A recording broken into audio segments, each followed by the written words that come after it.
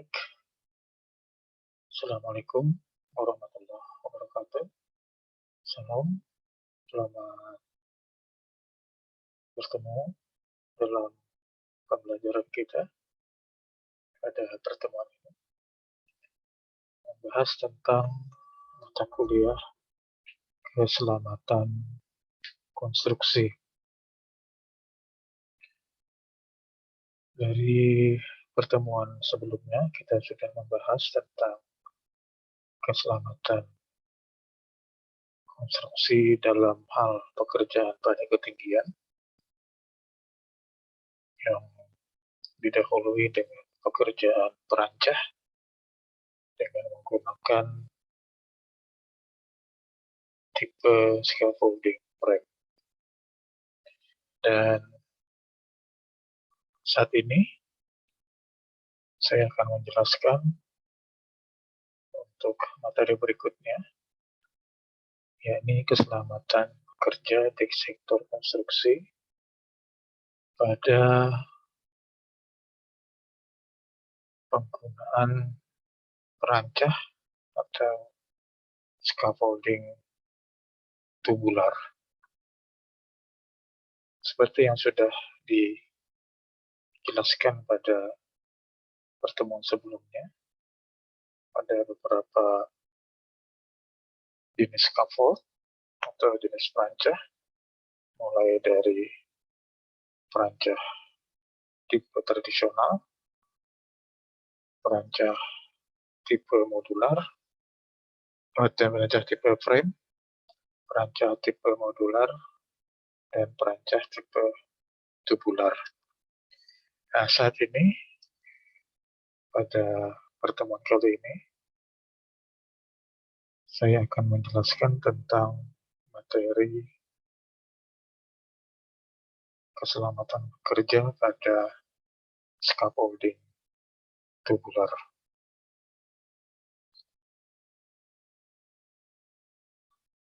Baik, seperti biasa akan saya tampilkan materi perkuliahannya.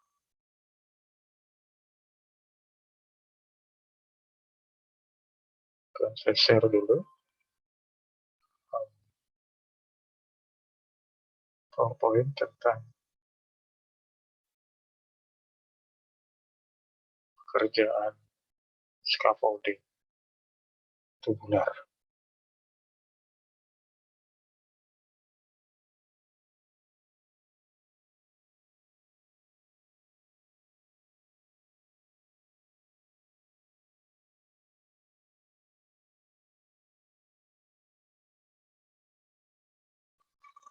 Oke, ini dia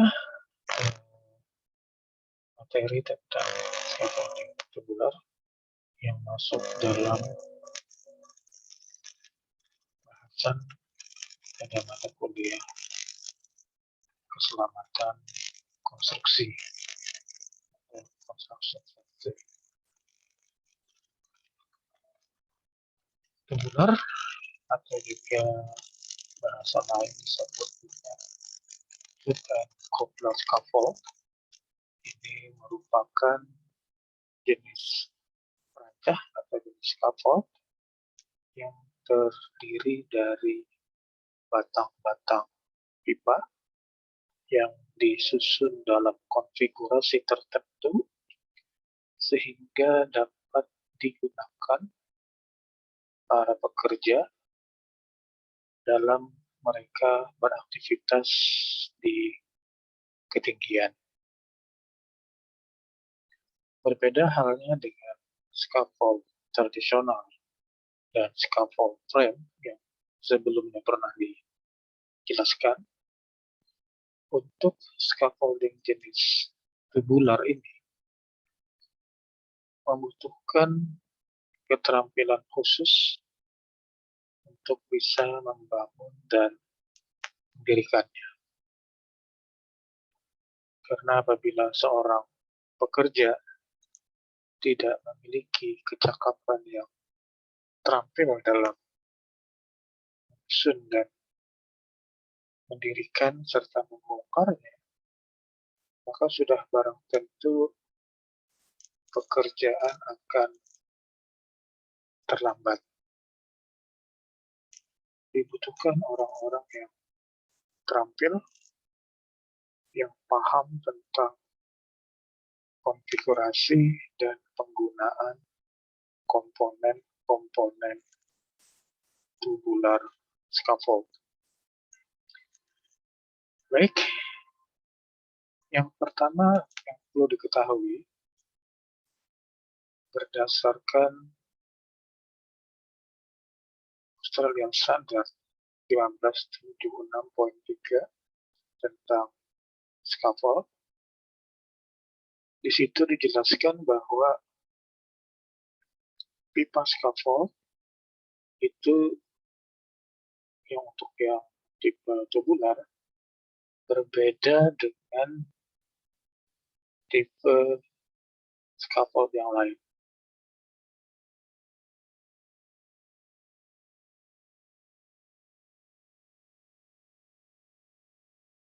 Untuk pipa scaffold yang bersifat tubular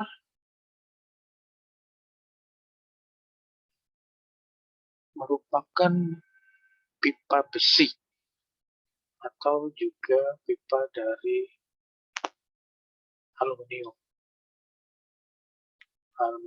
alloy, itu semacam campuran bahan aluminium dengan beberapa unsur yang lain. Untuk pipa scaffolding yang berupa besi, diameter luarnya itu harus 48,3 mm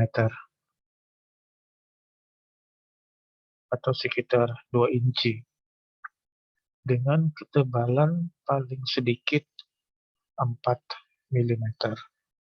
Nah, ini berbeda sekali dengan pipa-pipa air minum ya, atau pipa ledeng yang rata-rata ketebalannya tidak sampai 4 mm. Jadi ini pipa khusus untuk pipa scaffolding saja. Kemudian lagi pipa scaffold yang terbuat dari bahan aluminium, itu diameternya 48,4 mm dan tebal minimum 4,47 mm.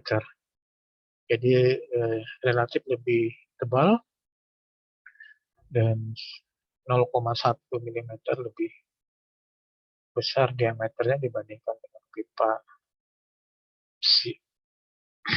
Ini untuk ukuran pipanya.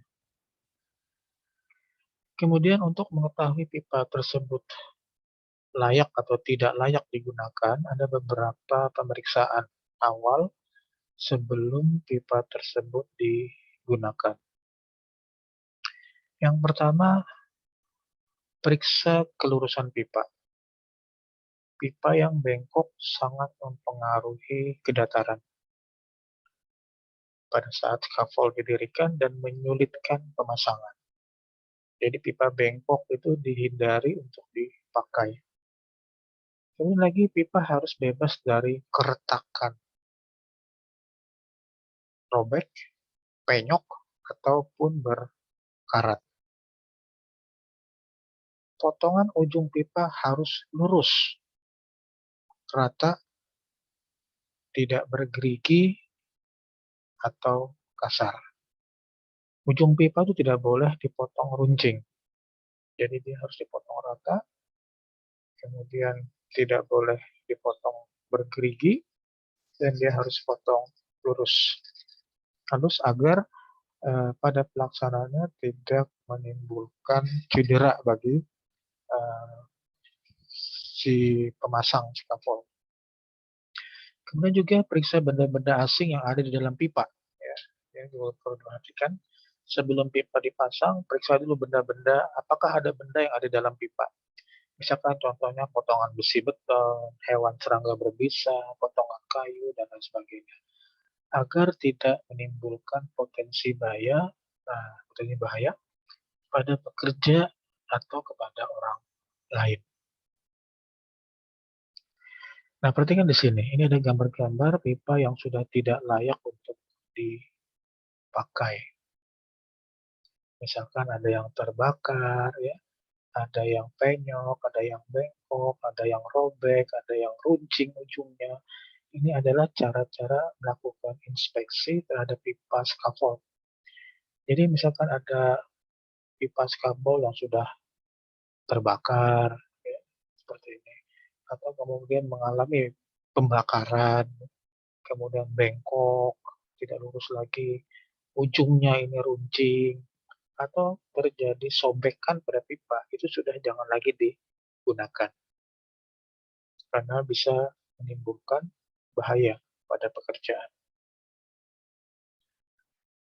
Untuk penyimpanan papannya juga harus disusun sedemikian rupa. Papan itu harus diberi alas dan batang-batang pipa scaffold itu disusun berdasarkan panjangnya masing-masing. Jadi jangan ditumpuk sembarangan.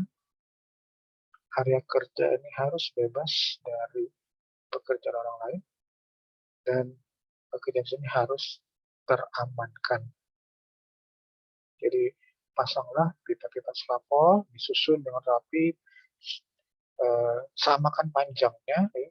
Yang pendek dikumpul dengan pendek, yang panjang dikumpul yang panjang, papan dikumpul dengan papan scaffold, jangan ditumpuk sembarangan.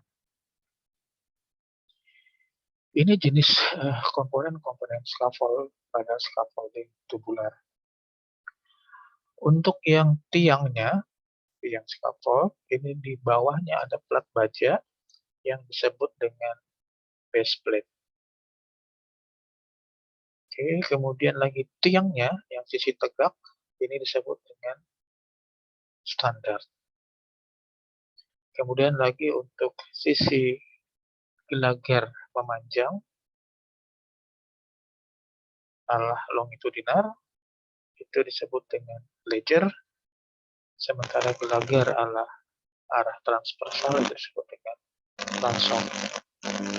Kemudian ada lagi batang kata yang dipasang menyilang, itu disebut dengan face brace kalau dia berada di depan, dan dipasang di samping menyilang itu disebut end brace, sampai kata pipanya dipasang berada di samping.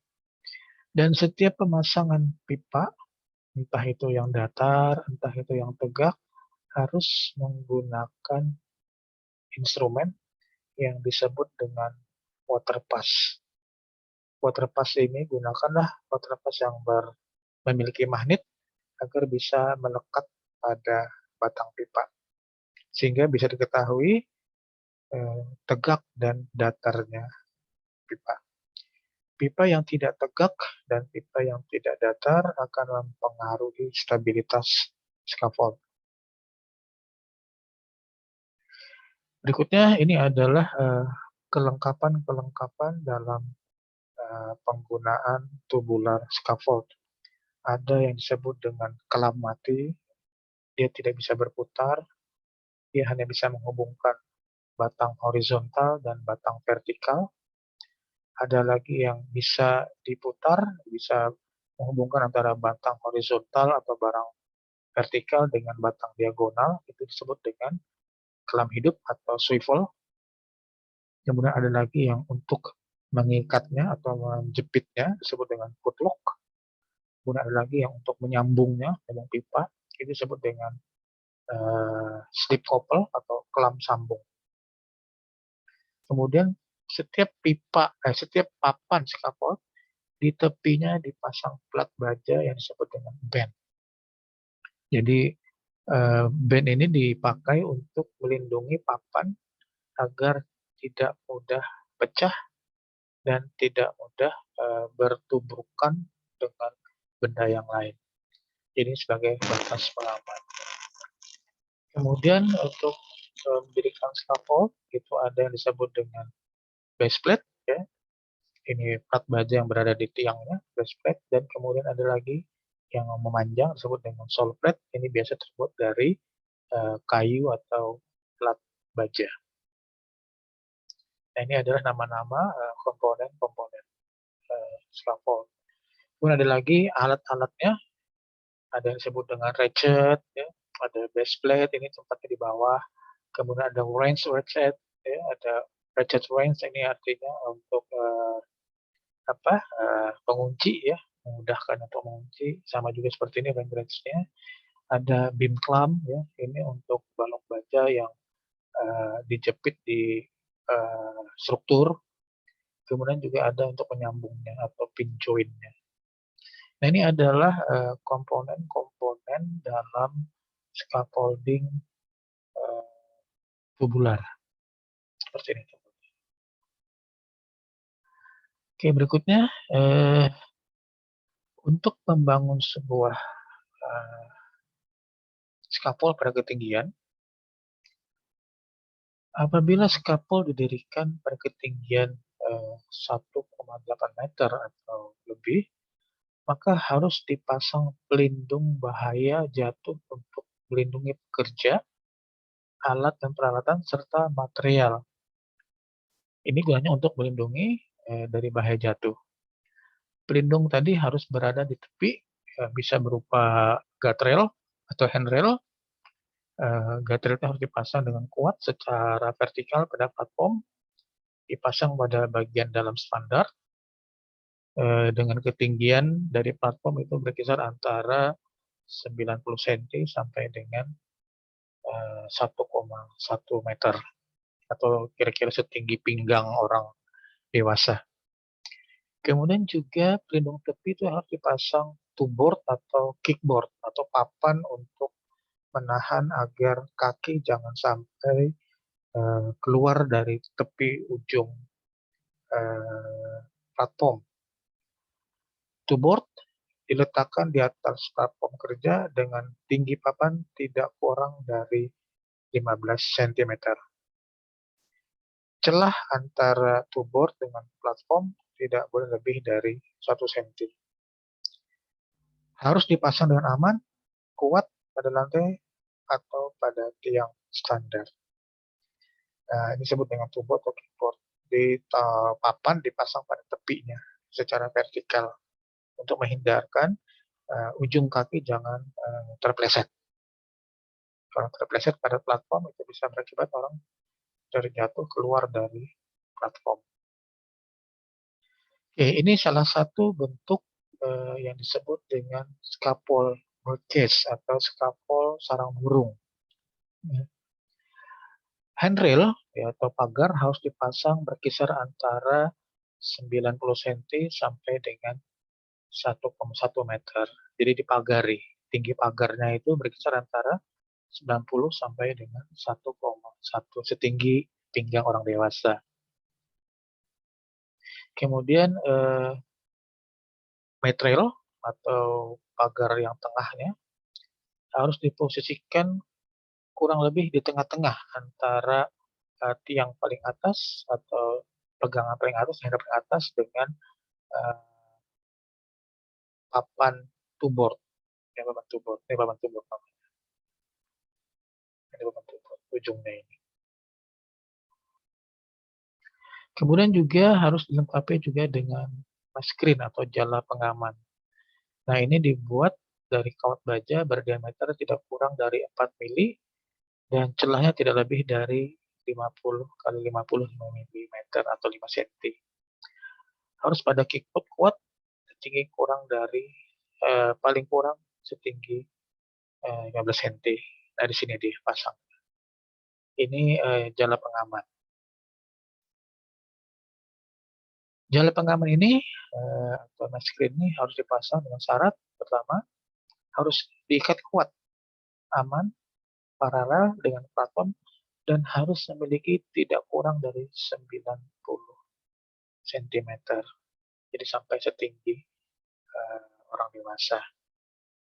Dipasang secara vertikal, kemudian celah antara penempatan two-board atau kick plate-nya dengan platform itu tidak lebih dari 1 cm. Pinggir jala pengaman bagian atas harus dilindungi agar tidak membuat orang lain jadi cedera. Yang bagian atas ini harus dibuat melingkar dalam pipanya dan yang sampai Jangan sampai nanti ada yang tertusuk karena terpasang oleh match screen. Nah, ini gunanya untuk agar andai kata ada alat-alat atau material yang berada di platform tidak sampai keluar dari um, dari handrail. Kemudian juga dipasang cladding. Nah, cladding ini tidak seperti safety net ya, yang seperti saya jelaskan pada pertemuan sebelumnya.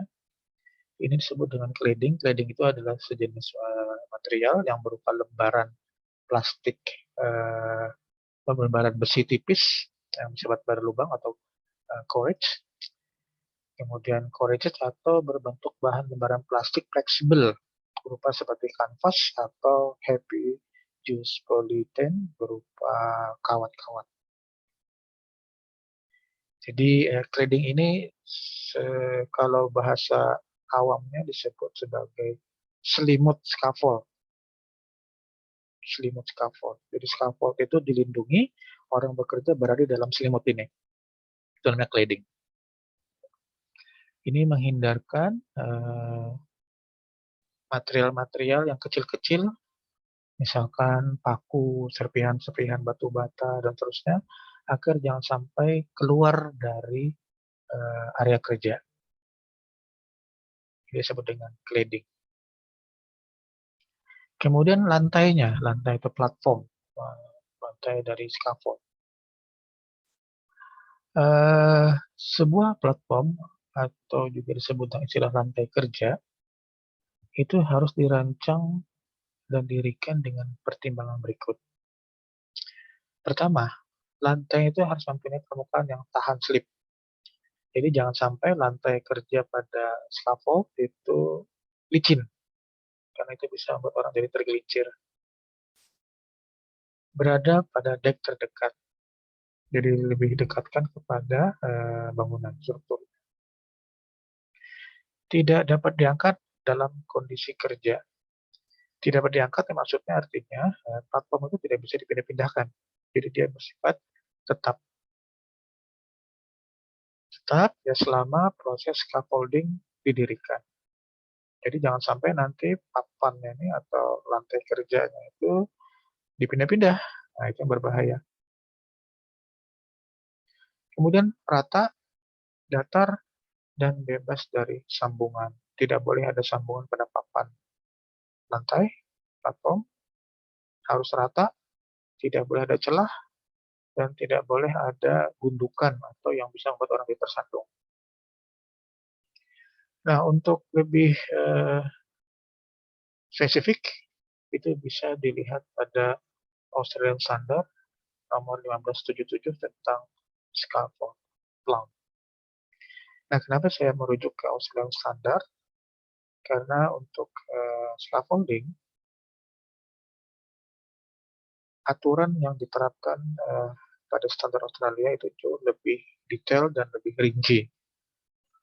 Boleh menggunakan Australian Standard, boleh juga menggunakan OSHA yang dari Amerika Serikat, OSHA ya. Karena untuk OSHA itu juga ada untuk pekerjaan scaffold.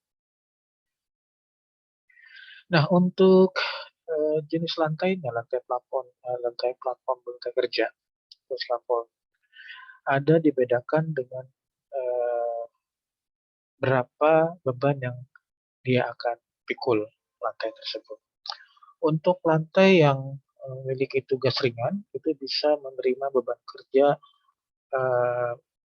dengan lebar lantai berkisar antara 450 mm. Untuk papan dengan tugas menengah, artinya sudah lumayan berat, itu lantai kerjanya paling sedikit 90 cm. Untuk tugas berat, itu harus lebih lebar lagi, yaitu selebar 1 meter. Dan untuk tugas khusus, artinya untuk tugas tertentu, tidak boleh kurang dari 1 meter. Nah, ini tempat pijakan ya, dimensi tempat pijakan para pekerja di ketinggian. Jadi kalau untuk yang tugas ringan itu cukup lebarnya paling sedikit 45 cm. Karena lebar manusia kan rata-rata segitu.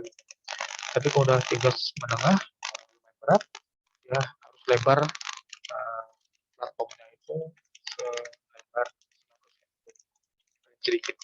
Tugas berat paling tidak 1 meter lebarnya, dan tugas khusus itu harus lebih dari 1 meter lebar dari lantai kerja atau platform. Nah, khusus untuk platform itu kan terdiri dari papan ya, papan-papan. Nah, papan ini agak berbeda, seperti saya jelaskan pada pertemuan sebelumnya. Papan pada scaffold ini bukan papan sembarangan yang dijual-jual di toko material. Papan scaffold ini papan khusus. Panjangnya berkisar 3,9 meter, lebarnya 22,5 cm, dan tebalnya 3,8 cm atau tebal 38 mili.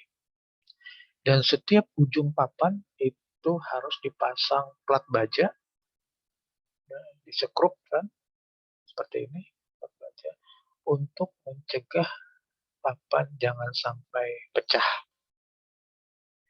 Karena kalau sudah pecah itu bisa berbahaya pada saat bekerja di ketinggian di mana pada pekerja menggunakannya sebagai landasan tempat berpijak.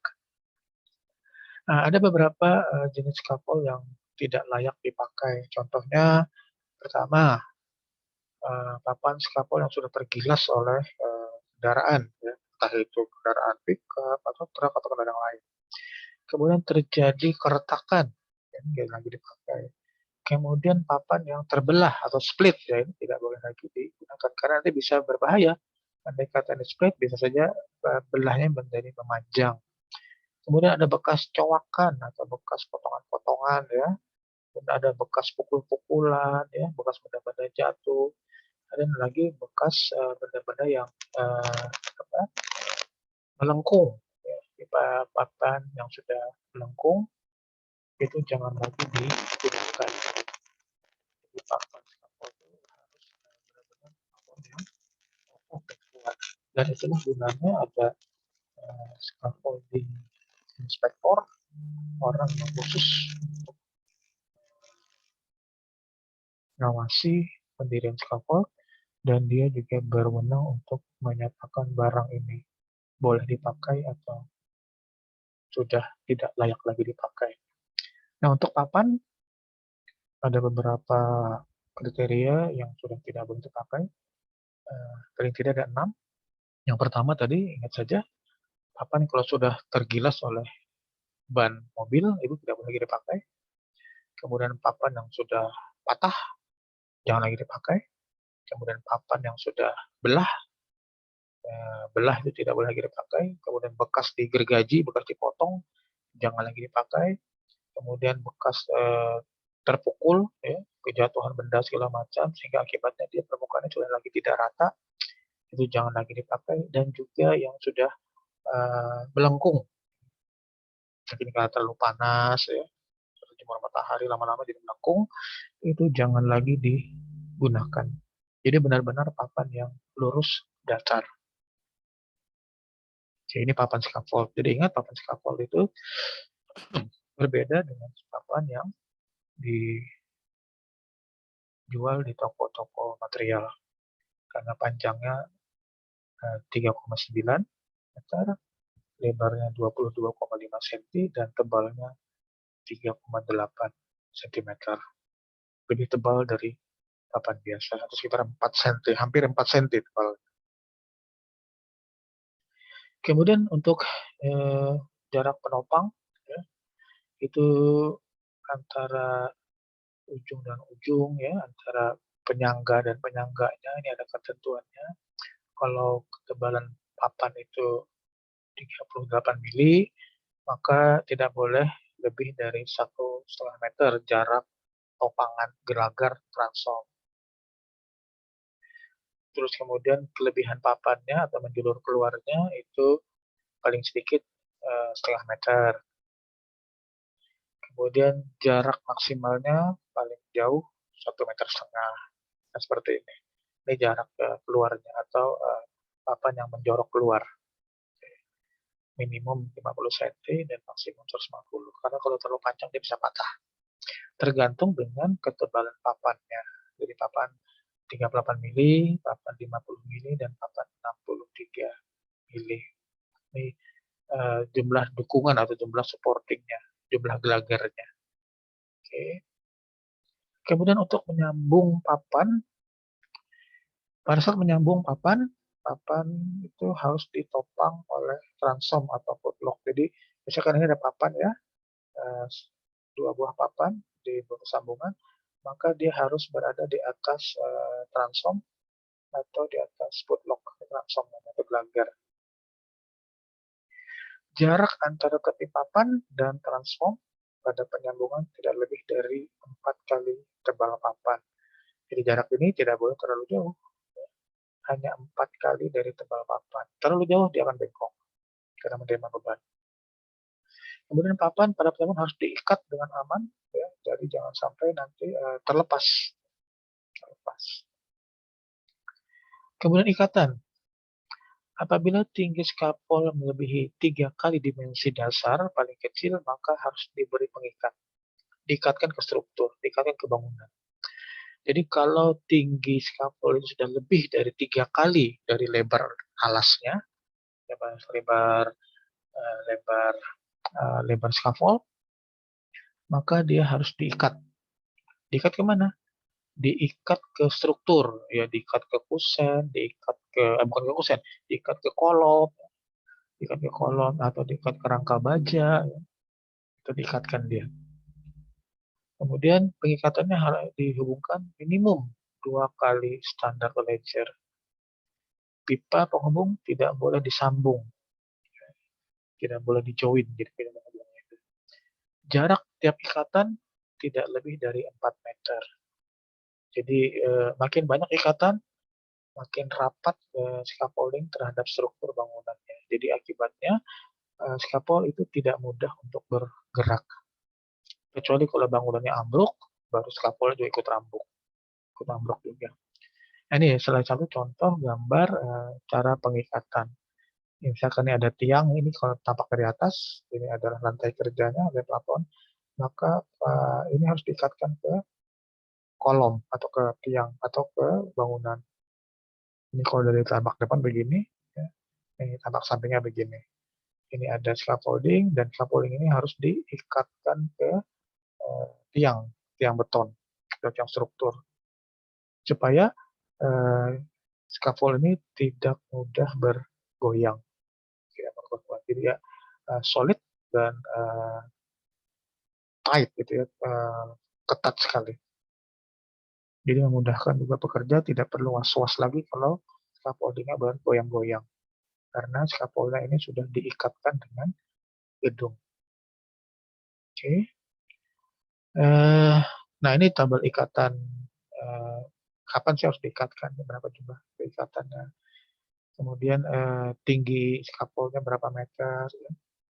Ini adalah tabel yang bisa Anda gunakan dalam menentukan seberapa banyak ikatan scaffold itu terhadap struktur atau terhadap bangunan.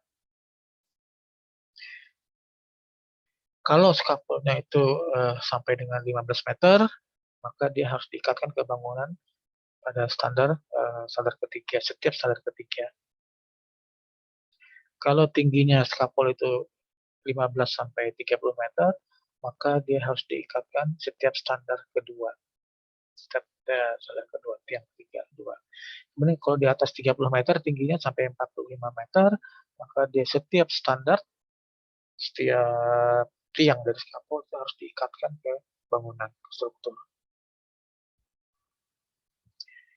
Kemudian ada kalanya karena tingginya bangunan yang harus dipasang scaffold, standar itu tidak lagi mencukupi, maka diperlukanlah alat sambung. Nah, alat sambung untuk memperpanjang standar atau memperpanjang gelagar atau ledger.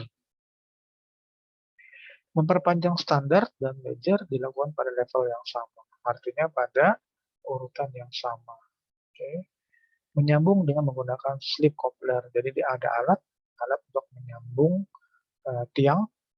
Kalau tiangnya kurang panjang disambung dengan menggunakan slip coupler.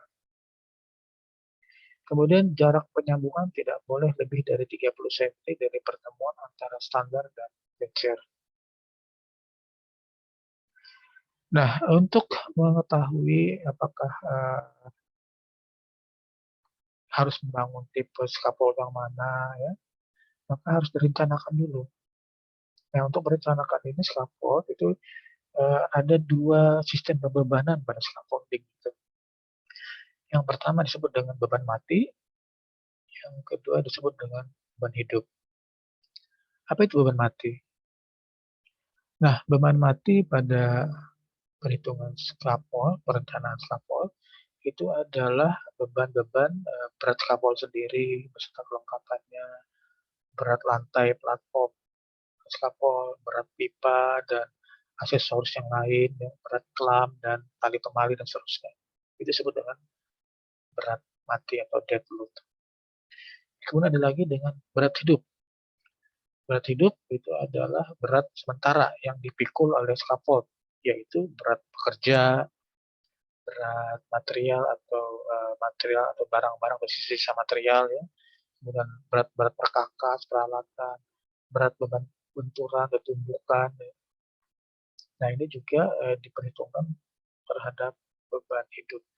Nah, beban yang dipikul oleh scaffold itu adalah perpaduan antara beban mati dan beban hidup atau beban dead load dan live load. Maka scaffold itu harus benar-benar aman karena sudah diperhitungkan.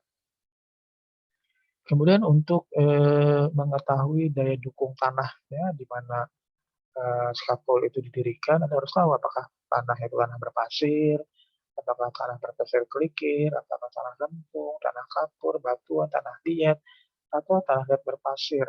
Seperti yang di beberapa lokasi itu kebanyakan tanah liat berpasir atau tanah liat dengan tanah kerikil. Nah, kondisinya bagaimana? Apakah lunak, padat, ya? Perhatikan tanahnya. Nah, Anda bisa mengestimasi berapa kemampuan daya dukung scaffold berdasarkan jenis tanah. Karena tanah itu tempat di mana scaffold berdiri. Andai kata Anda tidak tahu jenis dan kapasitas tanahnya untuk mendukung scaffold, maka bisa jadi nanti scaffoldnya rubuh, ambruk. Karena tanah yang di bawahnya itu tidak mampu mendukung berat beban bekerja di atas. Nah, untuk mengetahui scaffold itu jenisnya bagaimana, di sini ada 3 kriteria, yaitu scaffold tugas ringan atau light duty, scaffold tugas sedang atau medium duty, dan scaffold tugas berat atau heavy duty. Untuk tugas ringan itu biasa untuk platform tempat kerja saja, untuk inspeksi, untuk pekerjaan ringan. Ya. Nah, ini disebut dengan tugas ringan, dan beban yang bisa diterimanya itu maksimum hanya berkisar set working load 225 kg untuk setiap bentangan antara dua buah tiang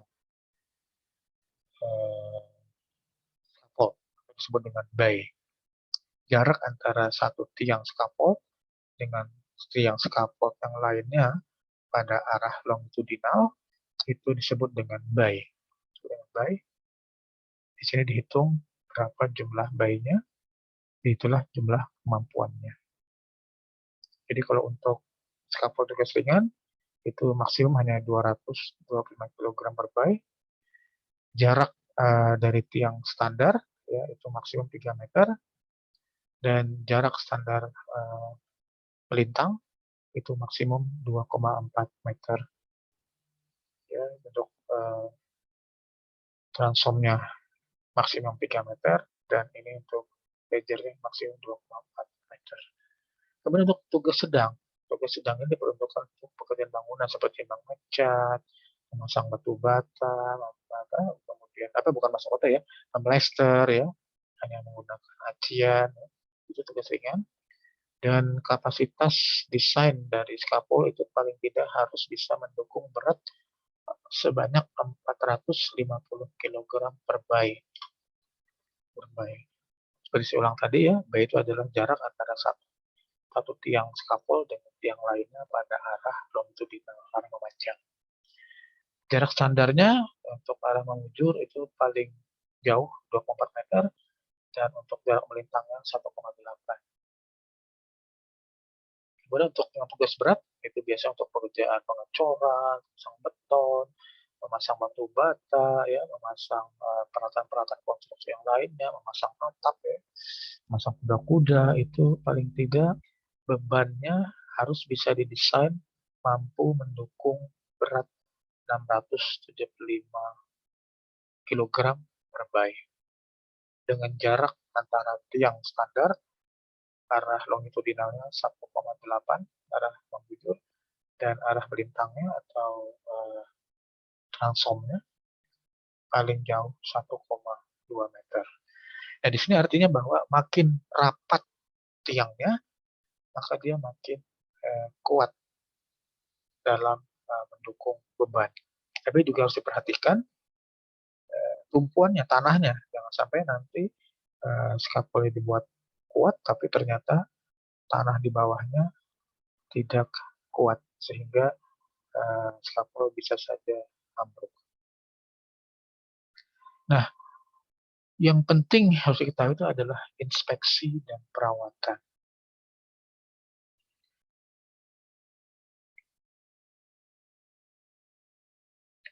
Nah, scaffold itu harus memiliki scaftek. Apa itu scaftek kalau dijelaskan? Dan seorang scaffolder itu harus memeriksa scafteknya. Jadi inspeksi scaffold itu dimulai sebelum didirikan. Jadi sebelum didirikan, semua material diperiksa dulu, semua peralatan, seluruh komponennya itu layak dipakai apa tidak, ya. Siapa yang meriksa adalah scaffolding inspector. Kemudian setelah diperiksa semua peralatannya, diperiksa pipa-pipanya, papan-papannya, koplernya, swivel, tali temali, diperiksa semua, baru kemudian digunakan pada tahap awal, diperiksa lagi pada saat pendirikan. Kemudian juga diperiksa seminggu sekali, setiap minggu pada saat sedang didirikan.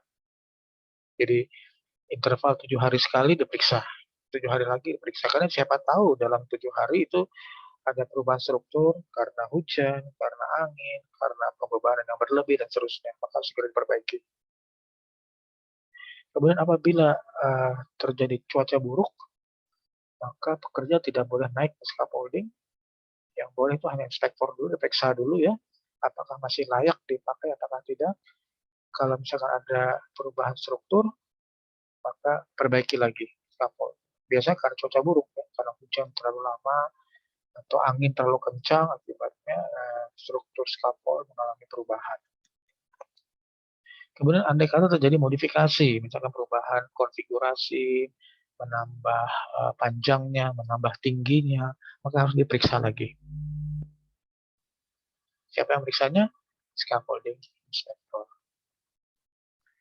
Nah, ini adalah jenis scaftek, ya, scaftek namanya. Ini dia scaftek atau scaffolding tagging atau label untuk scaffolding. Ada 3 warna. Yang pertama warna merah, yang kedua ini warna kuning, dan yang ketiga warna hijau. Scaftek warna merah menandakan bahwa scaffolding tadi tidak boleh digunakan, tidak boleh dinaiki. Tidak boleh digunakan, tidak boleh dinaiki, tidak boleh dipanjat. Jadi ditutup, diblok.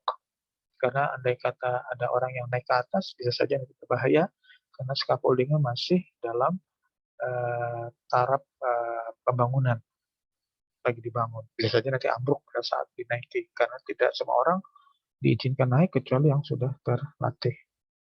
Kemudian untuk warna kuning. Nah, warna kuning inilah tagging bahwa scaffold tersebut sedang dilakukan pemeriksaan. Siapa yang meriksa? Ya scaffolder inspector. Ini adalah tanda bahwa Scaffold itu lagi diperiksa. Ya, lagi diperiksa, lagi dicek kesesuaiannya, dicek kekuatannya dan seterusnya. Kemudian peralatan komponen-komponen juga diperiksa dulu sebelum sebuah perangkat atau sebuah struktur scaffolding boleh dinaiki. Dan yang ketiga, yang warna hijau, ini ada isinya, ada referensinya, lokasi di mana, kapan diinspeksinya, kapan didirikannya, siapa yang mendirikannya, kemudian kemampuan scaffoldingnya, apakah tugas ringan, apakah tugas medium, apakah tugas berat, ini diisi oleh inspektor. Nah, kalau misalkan scafteknya ini berwarna hijau, berarti scaffolding tadi boleh dinaiki oleh siapapun yang berkepentingan. Kalau tidak berkepentingan, jangan juga dinaiki ya. Boleh dinaiki. Tapi perlu diperhatikan bahwa ada di sini batasan beban yang bisa dipikul oleh scaffold. Jangan sampai nanti membawa peralatan yang berat, ternyata scaffoldingnya tidak sesuai dengan kondisinya. Nah, kapan ini dilakukan? Ini dilakukan pada saat proses pembangunan, pendirian scaffold, ya, dan setelah selesai dilakukan inspeksi. Yang melakukannya adalah scaffolding inspektor. Orang yang memang ditugaskan dan memiliki kewenangan dan keterampilan untuk melakukan pemeriksaan scaffolding. Nah, untuk ini ya, seperti saya katakan tadi, butuh keterampilan dan butuh pengetahuan khusus untuk bisa mendirikan dan membongkar scaffolding tipe tube. Apalagi kalau sudah menggunakan peralatan-peralatan atau komponen-komponennya. Karena bagi mereka yang tidak mengenal komponennya, yang tidak mengenal alat-alatnya, sudah barang tentu akan kesulitan untuk mendirikannya. Nanti bisa saja alatnya bagus setelah tapi dipakai oleh orang yang tidak terampil malah jadi rusak. Oke, ini tadi penjelasan saya tentang scaffolding tubular dan bagaimana cara bekerja aman menggunakan scaffolding tubular. Agar Anda punya pengetahuan yang cukup dalam mempelajari keamanan bekerja pada perancah atau pada scaffold. Seperti di awal, saya sudah jelaskan bahwa scaffold ini adalah pekerjaan yang terlihat remeh, ya, karena hanya bersifat sementara, namun disinilah letak bahayanya. Mereka yang tidak terampil, jangan sekali-sekali mendirikan scaffold, karena bisa saja nanti akan berbahaya pada dirinya dan berbahaya kepada orang lain. Oke, selesai. Itu tadi penjelasan saya tentang bekerja secara aman menggunakan scaffolding tubular. Saya tutup tampilan share screen-nya, saya kembalikan ke depan. Oke. Nah, itu tadi penjelasan yang saya berikan, yang saya sampaikan pada para pemerhati di sini, bahwa dalam pekerjaan scaffold itu memang butuh keterampilan khusus dan ada pelatihannya.